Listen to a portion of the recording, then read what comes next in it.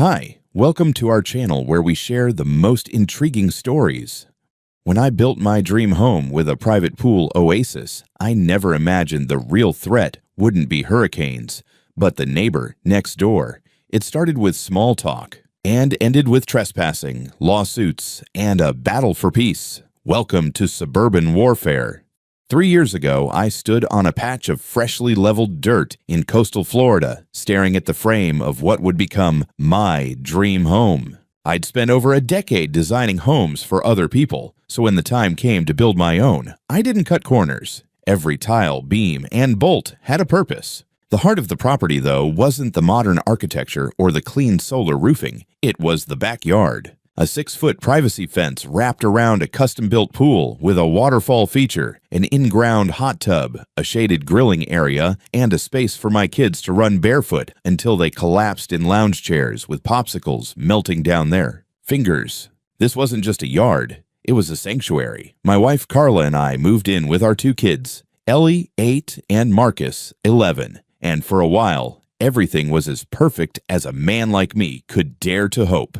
Quiet mornings with espresso on the terrace, pool parties with a couple of close friends, late-night barbecues under soft patio lights. The fence wasn't just for privacy. It was a requirement from our insurance provider. Liability coverage for a pool of that size mandated a minimum 6-foot enclosure with locking gates. No exceptions, no open-door policy. About a year after we settled in, the house next door sold. The previous owner had been a retired dentist who kept to himself, watered his roses with military discipline, and waved once a week. In his place arrived Brad Hammond, a self-proclaimed people person with a volume knob stuck on 11. On move-in day, he came over shirtless, sweaty, and grinning with 2 cases of beer and an unspoken assumption that we'd become fast friends. His girlfriend Tiffany followed behind, wrangling 3 kids, and a Bluetooth speaker blasting country pop like it owed her money.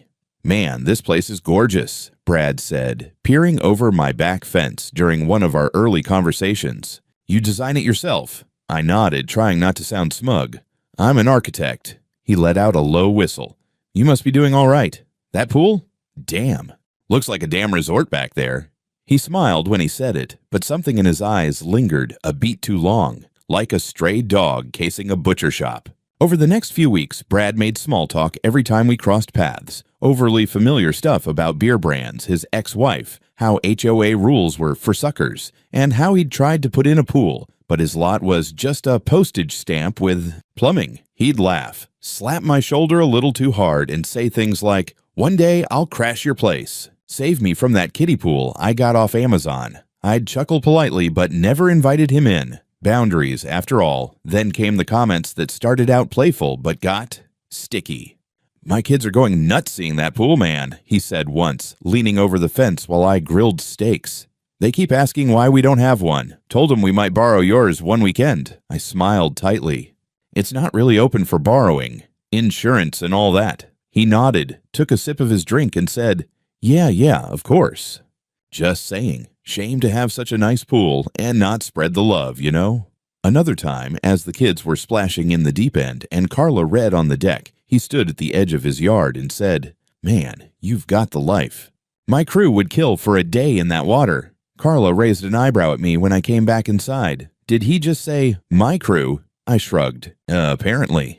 He stopped by unannounced more than once, knocking with some vague pretext, borrowing hedge clippers, asking if I knew a good mechanic, dropping off flyers for his used car lot. But each visit ended with him making a comment about the pool, a suggestion, a joke, an implication. It stopped being neighborly and started feeling like sales pressure. I began avoiding long conversations, especially when I noticed Tiffany starting to comment too. Once, during a brief sidewalk chat with Carla, she said with a fake laugh lilt, "Your kids are so lucky. My poor babies are stuck with sprinkler games and garden hose fights. You guys should totally do a play date. A little swim date." Carla smiled politely and steered the conversation toward weather, then abruptly ended it with, "Well, gotta run." I won't lie, I was getting twitchy, but they hadn't done anything technically wrong. No trespassing. No threats, just a neighborly friendliness that was beginning to feel a few degrees off from normal. Still, I gave them the benefit of the doubt. Maybe they were just socially clumsy. Maybe they were testing boundaries to see if I'd crack and offer an invite, but I wouldn't. This was my space, my family's. I'd worked too hard for it to turn into a community pool just because someone with poor impulse control decided the grass was greener. The final straw in that first chapter came one late Sunday evening. The kids had gone inside. Carla and I sat on the terrace sipping wine, the pool lights casting that soft turquoise shimmer across the water, peaceful until Brad's voice drifted over the fence like a crow on an updraft. "You ever think about opening it up, Mercer?" he asked, invisible behind the wooden slats. "You know, for the neighbors? Could be a real nice community gesture." Carla leaned over and whispered, "Is he serious?" I didn't answer. I just stared out across the pool, jaw clenched, watching the water ripple beneath the LED glow, and felt something twist in my gut. I had a bad feeling. Saturday mornings in our house were sacred. Pancakes, fresh coffee, no rush. Carla read the news on her tablet, Ellie colored at the patio table, and Marcus plotted elaborate Nerf ambushes that I pretended not to notice. I was halfway through flipping a blueberry pancake when I heard it. A sharp, deliberate knock on the back gate. Not the front door, not the doorbell. The back gate, the one that faced the pool. I paused, spatula midair, and exchanged a glance with Carla. "Seriously," she muttered, setting her tablet down. I walked out onto the deck. The gate rattled again, followed by Brad's unmistakable voice. "Yo, Ethan! You around?" I approached slowly. He was standing outside the gate in gym shorts and flip-flops, holding a white folder in one hand and a travel mug in the other. His sunglasses sat cockeyed on his forehead like a gas station action figure. "Morning," I said, unlatching the gate halfway but not opening it fully. "Everything okay?" "Better than okay," he said, stepping forward with a grin like he was about to pitch me a timeshare. "I got something for you to look over." He handed me the folder. Inside was a typed document, stapled, highlighted, and entirely too formal. The title made me choke on air. "Neighborhood Shared Pool Agreement." I scanned the first few lines and had to blink twice. According to the agreement, Brad and his family would have non-exclusive recreational access to our backyard pool on Saturdays and Sundays from 12 p.m. to 6 p.m. In exchange, they would maintain cordial neighborhood relations and agree to not request additional usage beyond specified hours. There was even a signature line for me, with a pre-printed date. Brad. I stared at the page. "Is this a joke?" He tilted his head. "Nah, man, I'm dead serious. I figured this was the easiest way to make it fair for everyone. You know, with you having the only pool and all, just weekends. That's all we're asking." I closed the folder and handed it back. "No." "No?" His face twitched, like he hadn't computed the possibility. "No, Brad, it's private property. Insurance doesn't cover guests I don't explicitly authorize. And I'm not signing anything that gives someone regular access to my home. That's a lawsuit waiting to happen." He laughed, dry and sharp. "Man, you architects, always so uptight about legal crap. I'm not asking for a damn lease. I'm just trying to be neighborly here. It's hot as hell. Our kids are roasting, and you've got a damn water park back there." I kept my tone calm. "I understand, but this isn't happening. The pool is for our family, period. And the fence isn't coming down either, before you ask." His smile vanished. "So you're really not going to share? You're just going to hog that oasis back there while the rest of us cook?" "This isn't a communal campsite, Brad. It's my backyard." He shook his head, stepping back like I'd insulted his mother. "You think you're better than us? That it? You think because you've got a waterfall and a fancy-ass grill setup that you're some king of the cul-de-sac?" "I think I've earned what I built, and I respect boundaries," he snorted. "Respect, right. Real neighborly of you, Mercer. I come over here with an offer, and you spit in my face." Carla's voice rang out from the deck. "You done yelling at my husband now?" Brad turned toward her but didn't answer. He just gave me a look, something between smug and menacing, then walked back toward his house. Halfway across the lawn, he called out over his shoulder, "I tried to do this the easy way." Don't say I didn't. That was the moment I knew. This wasn't going away. The following week was like living next to a frat house with boundary issues. Every evening, Brad blasted music from massive outdoor speakers, aimed conveniently at our yard. Not fun party music, weaponized noise, bass-heavy EDM and screeching pop covers, usually starting around 6 p.m. and ending just as our kids were heading to bed. One night, he actually played the same Pitbull song on loop for 2 hours. I knew this because Carla timed it. His kids, 3 chaotic little whirlwinds, started launching balls over our fence daily. Footballs, basketballs, one time a rubber chicken that somehow made it into our pool filter. Every time, Brad would saunter over to the front door like he was collecting Amazon packages. "Hey buddy, mind tossing that back over?" At first I did. I didn't want to drag the kids into it. But then it started happening 5, 6, 7 times a day. One afternoon I opened the gate, handed the ball back, and said, "Brad, this can't keep happening." He shrugged. "They're just kids. Maybe if they had somewhere to play, like a pool, they wouldn't be bored." Tiffany started chiming in online. She wasn't subtle. Her Facebook feed suddenly included vague rants like, "Some people have everything and still can't share a damn thing." Or as either selfish or your bad neighbors. I didn't follow her, but Carla did. The posts piled up. Passive-aggressive shots aimed directly at us, but written in that coward's third-person voice. Then came the official complaints. First, a letter from the city about our fence. Someone had filed a report claiming it was higher than local code allowed. An inspector came out. He measured, made a note on his tablet, and said, 6 feet. All legal. Sorry for the hassle. Then another complaint, this time about excessive pool noise after hours. The irony burned. The pool had a built-in filtration system and subtle waterfall, which made less noise than Brad's lawnmower. But policy was policy. So another inspector came. He listened for all of 5 minutes before apologizing for wasting our time. At dinner that night, Carla leaned over her plate. "He's trying to wear us down."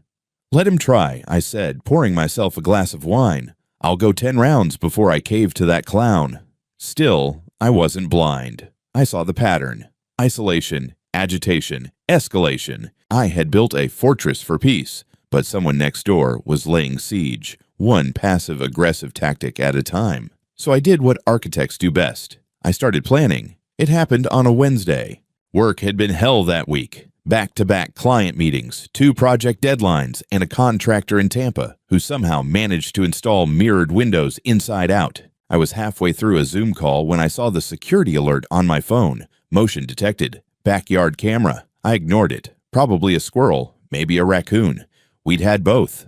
10 minutes later, another ping. Then another. I muted my mic, checked the live feed, and nearly dropped my phone. Brad. Brad was in my backyard. He was climbing over the fence like it was part of an obstacle course, using the barbecue countertop for balance. He landed with a grunt, then waved toward the fence. Seconds later, Tiffany climbed up awkwardly in flip-flops, cursing as she straddled the top like she was auditioning for America's least coordinated criminals. She made it over, barely, and turned to help the kids. 3 of them. They passed over towels, a speaker, a bag of snacks, and something I swear was a box of popsicles. The youngest one just straight up cannonballed into the deep end before his shirt was even off. I stared at the screen, dumbfounded. No text, no call, no knock. Just full-blown trespassing in broad daylight, like they own the place. Brad dragged a lounge chair closer to the pool, cracked open my outdoor fridge, and pulled out a bottle of beer. My beer, and held it up like he'd just won a fishing tournament. Tiffany kicked off her sandals, pulled a drink from her purse, and settled in like she was poolside at the Hilton. My mouth was dry. I glanced at the time. Carla was at her office. The kids were at school. I was too far into my meeting to ditch without raising suspicion, and part of me just sat there, stunned, watching this surreal suburban invasion unfold like a live broadcast from Idiot Island. 3 hours. That's how long they stayed. They swam. They laughed. Tiffany took selfies with some obnoxious dog ear filter. Brad sang along to his Bluetooth speaker while flipping burgers on my grill using my tongs. One of the kids used Marcus's floaty without asking. Another found the stash of pool noodles and threw them like javelins at the fence. At one point, Brad opened the second fridge drawer and pulled out the flank steak I had marinating for Friday night. My Friday night. He put it on the grill like it was his goddamn tailgate. They left 30 minutes before school pickup. Just packed up, scaled the fence again, easier on the exit apparently, and vanished back to their property like nothing had happened. Like it had all been normal. By the time Carla got home, I was pacing the kitchen. I didn't say anything at first, just handed her my phone with the video queued up. She watched, then again, then turned to me slowly. "They stole your beer," she said flatly. And the flank steak, I added. Her face went blank. Okay, war it is. That night, I pulled the footage from every angle. The front yard camera caught them slipping around the side and climbing in. The backyard camera had it all in perfect quality. Date, time, everything. I saved the files in 3 separate folders and emailed them to myself, my cloud account, and Carla, just in case. The next evening, I walked over to Brad's house. Carla wanted to come, but I told her no. I didn't want this turning into a screaming match. I just wanted the facts, clean and simple. Brad answered the door in sweatpants and a tank top, holding a bowl of cereal like a college freshman. "Oh, hey, Mercer, what's up?" I held up my phone. "You know exactly what's up." He looked at the screen, where the video showed him hoisting a kid over my fence. He watched for 5 seconds, then shrugged. Man, it was a hot day. "We just needed to cool off. No harm, no foul. You broke into my yard. You used my pool, my food, my grill. That's trespassing, theft, and if something had gone wrong, God forbid one of your kids got hurt, I'd be the one facing liability."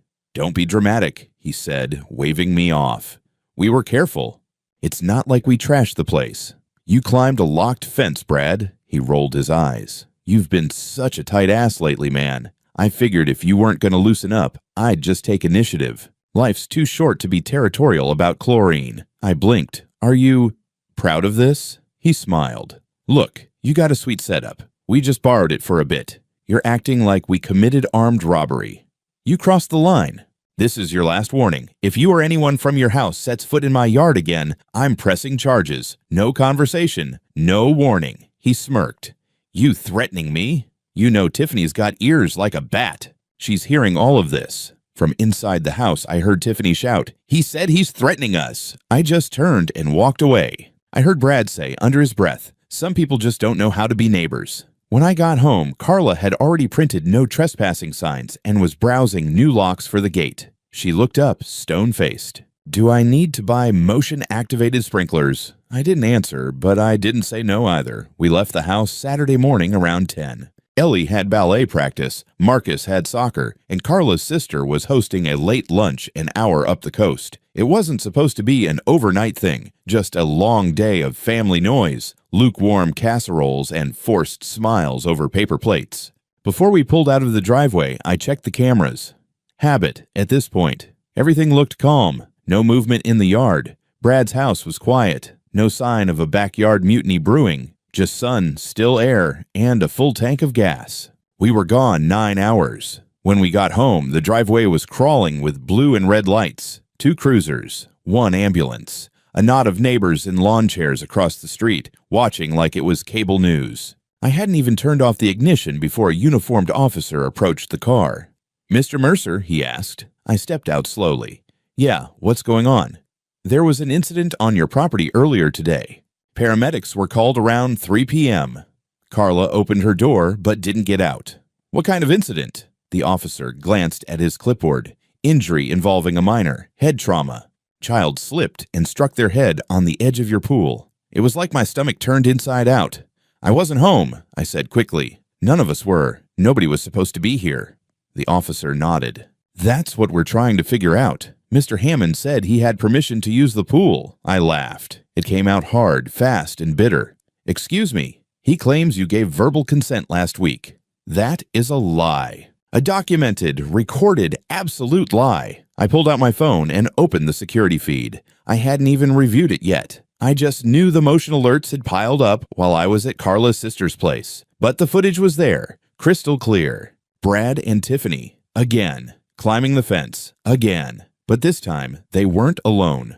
4 other adults, 6 kids. They'd thrown a goddamn pool party in my backyard. Coolers, towels, folding chairs, music. One of them brought a foldable shade tent. Another had a karaoke mic. The audacity of it was surreal. A full backyard invasion in broad daylight, like my property was some kind of neighborhood Airbnb. The footage showed Brad and his friends climbing the fence again, this time bringing even more people. They had turned my backyard into a full-blown pool party. At one point, one of the children ran near the pool, slipped, and got injured. Panic broke out. Emergency services were called, and everything spiraled out of control within minutes. Paramedics arrived 4 minutes later. The footage caught Tiffany shrieking into her phone, Brad waving frantically toward the gate, one of the other guests holding a towel to the kid's head. "I have no relationship with those people," I said, voice sharp.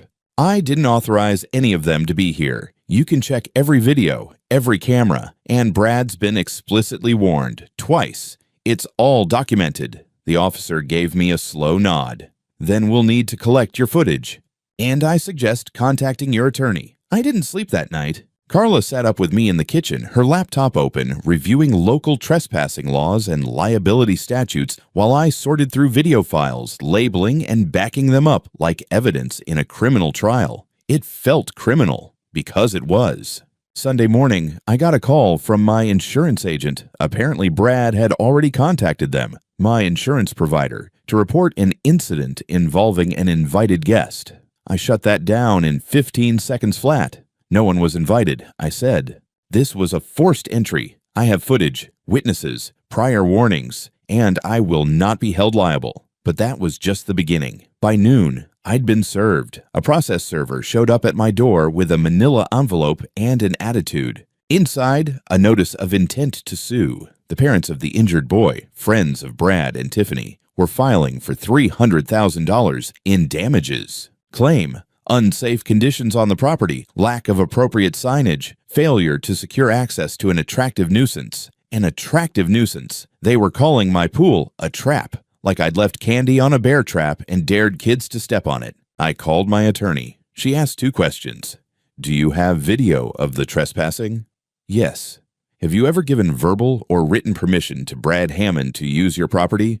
"Hell no." She sighed. "Then we're not just going to fight this. We're going to turn it around." The lawsuit was official, $300,000. Medical expenses, pain and suffering, negligence, reckless endangerment of minors. The wording made it sound like I'd left bear traps in the shallow end and sharpened the diving board into a spear. My attorney, Rachel, was calm. Too calm. She asked for every file I had. Security footage, text messages, emails, even Brad's stupid pool sharing agreement that I never signed. She said we had a strong defense. But I still felt like a guy tied to train tracks, watching the locomotive creep closer in slow motion, and then Brad made it worse. He didn't lay low. He didn't retreat into shame or lawyer up quietly. No, he went on the offensive like a middle-aged influencer with a victim complex. He started a group chat called Community Fairness Initiative, added half the neighbors, and framed it as a grassroots movement. "We need to stop selfish property owners from ruining the spirit of this neighborhood." Carla showed me the screenshots. "He's mobilizing idiots," she muttered. The messages were manipulative as hell. Brad claimed that I'd tricked the injured kid's parents, that I refused to contribute to community cohesion, that my fence was symbolic of division in the neighborhood. His buzzwords reeked of desperation and Facebook conspiracy groups. He followed up with printed flyers dropped in mailboxes. "Do you feel excluded, forgotten, while others enjoy luxury behind tall fences?" It was like he watched Les Miserables once and thought he was leading a revolution. To my dismay, a few neighbors initially bit. Not all, maybe 4 or 5, but enough to make us uncomfortable. One of them, a guy named Dean, stopped talking to me at the mailbox. Another posted a vague status online about wealth not buying humanity. Tiffany, meanwhile, cranked up the social media slander. One post read, "You think you know your neighbors until someone chooses lawsuits over compassion." Sir, greed has a face. Carla laughed when she saw that. What's she gonna hashtag next? Trespass for justice. But the damage was starting to show. Marcus came home from school one day and said, Tommy's mom told him he shouldn't swim at our house because we're selfish. Ellie asked if we were going to jail. I wanted to throttle Brad, legally of course. Meanwhile, Rachel filed the first motion in court to dismiss the claim. We presented the footage, Brad and company climbing the fence, setting up camp, using my property like a goddamn resort. She included timestamps, audio clips, copies of the unsigned agreement, and even screen grabs of Tiffany's posts. And still, the other side didn't back off. Instead, their attorney doubled down. Your client created an attractive environment, then failed to secure it against public access. That pissed Rachel off. Your public didn't have permission, Brad, she growled during a preliminary hearing. The judge, to his credit, was skeptical. He asked for a full evidentiary review before moving forward, and that's when the cracks in Brad's armor started to show. A neighbor, Jenna, from 2 doors down, quietly called me one evening. "I think you should know something," she said. Apparently, Brad had been door knocking, telling neighbors that I was planning to turn the neighborhood into a gated community, that I hated kids, that I was reporting people to the city for having inflatable pools. None of it was true, obviously. But the intent was now clear. Brad was trying to poison the well. Jenna added, "Honestly, it reminds me of what he did in his last neighborhood." I blinked. Wait, what? He lived in Clearwater before this. My cousin's HOA was there. Brad tried to sue them over pool rules. Same nonsense. Said he had verbal permission to use the clubhouse pool, then blamed them when someone got hurt at his party. It got messy. My heart rate spiked. "Would your cousin be willing to talk to my attorney?" Already texted her. By the next morning, Rachel had a new witness on our list, a former neighbor who dealt with Brad's entitled insanity before. And this time, there were documents, complaint letters, HOA minutes, even a cease and desist he'd received back in Clearwater for similar behavior. We were no longer just fighting a bad neighbor. We were dealing with a pattern. Rachel smiled when I told her. "He's done this before." Perfect. Judges love patterns. The courtroom wasn't how I imagined it. No gavel pounding, no dramatic objections. Just beige walls, the soft hum of stale air conditioning, and a judge with half-moon glasses perched so low on her nose I kept wondering how they didn't fall off. It had been 4 months since the second invasion. 4 months of depositions, hearings, back-and-forth filings, and more legal jargon than I ever cared to learn. My attorney, Rachel, handled it like a seasoned assassin, calm, surgical, efficient. I just kept my head down, followed instructions, and tried not to have a rage stroke every time Brad's name came up. He arrived wearing a navy blazer 2 sizes too tight and a face full of smug. Tiffany was glued to his arm like a real estate sign, her lips pressed so tightly they practically vanished. The injured kid's parents sat on the other side of the aisle, looking uncomfortable. Their lawyer whispered to them constantly, flipping pages, pointing at exhibits. They didn't look at me once. Rachel opened with the footage, the second invasion. No sound at first, just the visual. Brad climbing the locked fence, waving people in like a deranged maitre d', kids swarming the pool, adults drinking on my deck. Then the injury, the blood, the chaos. A nurse in the courtroom actually winced. Then came the audio clips. The recording of Brad's voice, loud and clear, bragging. I figured if he wasn't going to share, I'd just take initiative. Then, my warning. If you or anyone sets foot in my yard again, I'm pressing charges. Rachel paused the video. "This was recorded 5 days before the incident in question," she said, staring directly at the judge. Brad's attorney objected, something about context, but the judge waved it off. The parent's lawyer tried to argue that the child didn't know it was private property, that Brad had claimed the space was shared, that there was no signage. Rachel flipped to the next page in her binder like she was dealing cards in Vegas. "Your Honor, here's the original pool sharing agreement Brad drafted and handed to my client. Note, never signed, never agreed to, never legally valid." She let it hang there. "And just for good measure, here are the surveillance camera signs mounted on every corner of the fence, the locked gate, and a photo of the private property notice at the entrance."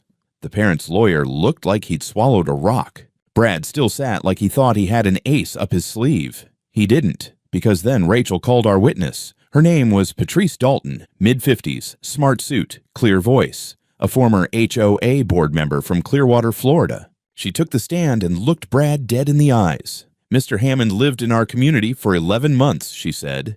During that time, he attempted to claim access to our private clubhouse pool. When denied, he hosted unauthorized gatherings, one of which ended in a child's injury. He attempted to file a claim against the HOA. It was dismissed. She held up a copy of the cease and desist order they served him before he moved away. The judge raised her eyebrows slightly. That was the moment I knew the tide had turned. Brad tried to bluster during cross-examination, said she was lying, said he was the victim, that the community hated him because he didn't kiss HOA ass. But by then, the air had shifted. The courtroom no longer felt like neutral ground. It felt like Judgment Day. The next day, a few of the neighbors who had once cozied up to Brad showed up, not to support him, but to testify that he had manipulated them. Jenna, Dean, even old Ron, the grumpy Vietnam vet across the street. "He told us Mercer had given him a key," Dean said. Said they were friends. Said he was allowed. The judge leaned forward. Did Mr. Mercer ever confirm that? No. And once I saw the footage, I realized we'd been lied to. That sealed it. When the judge finally spoke, her words were like a guillotine, precise, final, and irreversible. The plaintiffs failed to establish legal access or negligence. The defendant made every reasonable effort to secure his property. The claim is dismissed with prejudice. Then she turned to Brad. Mr. Hammond, it is clear from testimony and evidence that you not only trespassed, but did so knowingly, repeatedly, and with disregard for safety or legal boundaries. Brad opened his mouth, but she cut him off. Sir, do not interrupt me. Then she turned to Rachel. You may proceed with your counterclaim. The courtroom was silent except for the shuffle of papers and the occasional click of Rachel's pen.